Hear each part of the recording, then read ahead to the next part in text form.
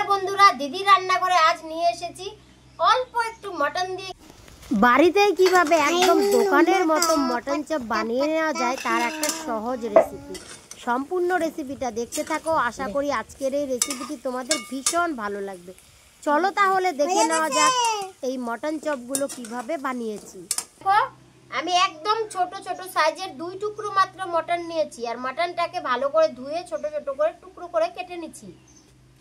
সব মশলার পরিমাণটা আমি হাফ টেবিল চামচ পরিমাণ করে নিয়েছি। শুধু পেঁয়াজ বাটাটা 1 টেবিল চামচ পরিমাণ নিয়েছি। মশলার মধ্যে নিয়েছি জিরা, রাঁধুনি মশলা, রসুন, আদা, পেঁয়াজ আর নিয়েছি একটা মিডিয়াম সাইজের পেঁয়াজের অর্ধেকটা কুচি করে নিয়েছি, 3-4টা কাঁচা লঙ্কা কুচি, একটা রসুন কুচি। এখানে একটা ভাজা মশলা তৈরি করে নিয়েছি। অল্প একটু জিরা, মৌরি, রাঁধুনি মশলা, জোয়ান, একটা শুকনো খোলায় নেড়ে চেড়ে 1 মিনিটের মতো ভেজে নিয়ে শুকনো পাটায় মিহি করে গুঁড়ো করে নিয়েছি। 1 বাটি পরিমাণ নিয়েছি কর্নফ্লাওয়ার। তোমরা কর্নফ্লাওয়ারের পরিবর্তে চালের গুঁড়াও নিতে পারো। অল্প একটু লাগবে বেসন। আর এখানে কিছু আলু আমি সেদ্ধ করে নিয়েছি। রান্নাটা ওভেনেই করব, তাই ওভেনটা জ্বালিয়ে একটা কড়াই বসিয়ে দিলাম। গরম কড়াইয়ে অল্প একটু তেল দিয়ে দিচ্ছি। একদম সামান্য তেল দিয়েছি। এখানে যে পেঁয়াজ, মশলা, মাটন যা যা নিয়েছি দেখো পরিমাণটা দেখিয়ে দিচ্ছি। পুরোটা দিয়ে দিচ্ছি একসাথে। হাফ কাপ পরিমাণ জল দিয়ে দিচ্ছি। আন্দাজ মতো হলুদ গুঁড়ো দিচ্ছি, পরিমাণ লাল লঙ্কার গুঁড়ো দিচ্ছি, স্বাদ মতো লবণ দিচ্ছি। ভালো করে নেড়ে চেড়ে 5-6 মিনিট সময়ের জন্য কষিয়ে নেব, এতেই হয়ে যাবে। এখানে আলুগুলো সেদ্ধ করে নিয়েছি। আলুগুলোকে একটু ভালো করে মাখিয়ে নিচ্ছি। 4-5 মিনিট সময়ের জন্য আমি কষিয়ে নিয়েছি, মাখিয়ে নিয়েছি। সেই আলুগুলো দিয়ে দিচ্ছি। উনুনের আঁচটাকে কমিয়ে আরো কিছুক্ষণ সময়ের জন্য ভালোভাবে কষিয়ে নেব, যেন একদম শুকনো শুকনো হয়ে যায় আর কড়াইয়ে যেন লেগেও না যায়, সেদিকেও খেয়াল রাখবো। এদিকে একটা ডিম ভেঙে নিচ্ছি। কষানো কিন্তু হয়ে গেছে, দেখো একদম শুকনো শুকনো হয়ে গেছে। কড়াইয়ে লেগে যাওয়ারও ব্যাপার নেই। এখন আমি এই অবস্থায় একটা থালায় ঢেলে নিচ্ছি। একদম ছড়িয়ে দেব যেন তাড়াতাড়ি করে ঠান্ডা হয়ে যায়।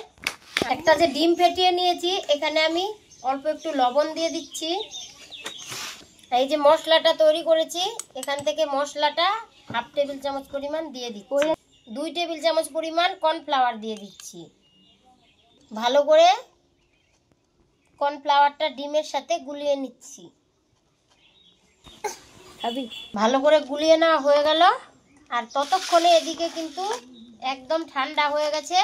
এর সাথে আমি দিয়ে দিচ্ছি 3 টেবিল চামচ পরিমাণ কর্নফ্লাওয়ার। 3 টেবিল চামচ পরিমাণ কর্নফ্লাওয়ার দিয়ে দিয়েছি। তোমরা চাইলে কিন্তু এর সাথে চালের গুঁড়োও দিতে পারো। ভালো করে একটু মাখিয়ে আমি এখানে হাফ টেবিল চামচ পরিমাণ গরম মশলার গুঁড়ো দিচ্ছি।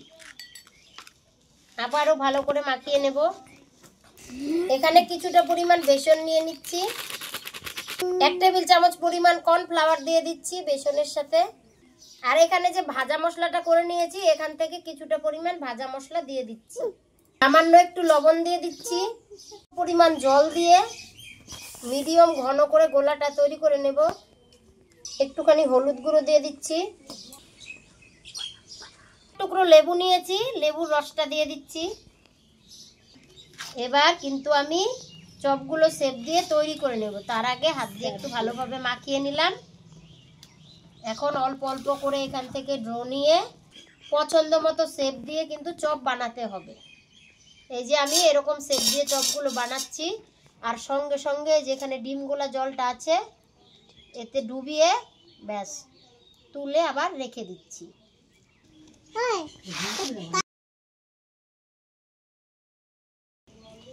এইভাবে আমি সবগুলো চপ শেপ দিয়ে তৈরি করে নিচ্ছি।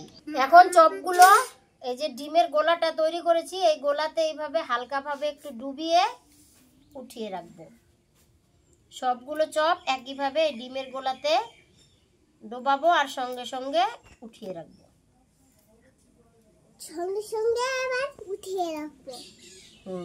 সবগুলো চপ দেখো আমি ডিম গোলা বেটারটা যে আছে সেই বেটারে কিন্তু একইভাবে ডুবিয়ে নিয়েছি।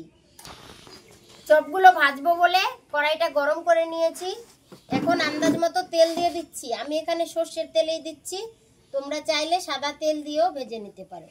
তেল খুব ভালো করে গরম করে নিয়েছি, দেখো তেল থেকে ধোঁয়া বেরোচ্ছে। এখন ওভেনের আঁচটাকে একটু কমিয়ে নিচ্ছি। ডিম গোলা বেটারে যে চপগুলো ডুবিয়ে রেখেছি একটা একটা করে নেব, আর বেসনের বেটারটা এইভাবে হালকাভাবে লাগাবো, ব্যাস গরম তেলে দিয়ে দেব।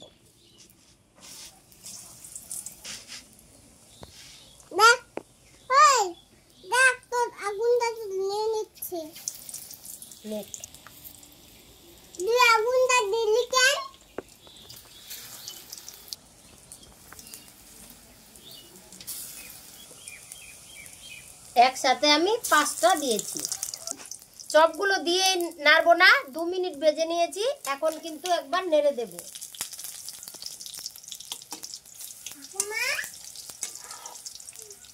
আবারও 2 মিনিট পরে একবার নেড়ে দিচ্ছি। এবার 1 মিনিট পরে পরে 2 দিকেই উল্টে পাল্টে লাল লাল করে ভেজে নেব।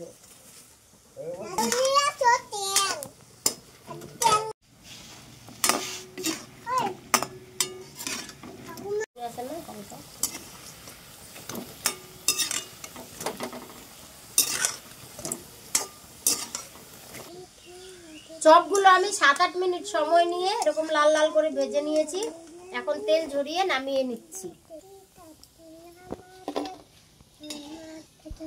সেকেন্ড ব্যাচের চপগুলো একইভাবে বেসনের বেটারে ডুবিয়ে ডুবিয়ে গরম তেলে দিয়ে দিচ্ছি।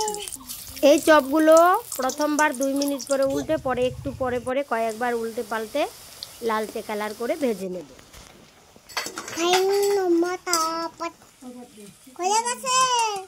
চপগুলো কিন্তু আমি লাল লাল করে ভেজে নিয়েছি। এখন তেল ঝরিয়ে ঝরিয়ে নামিয়ে নেব। ছোট 2 পিস মটন দিয়ে দেখো কতগুলো চপ হয়েছে। খেতে কিন্তু দারুণ হবে আশা করি।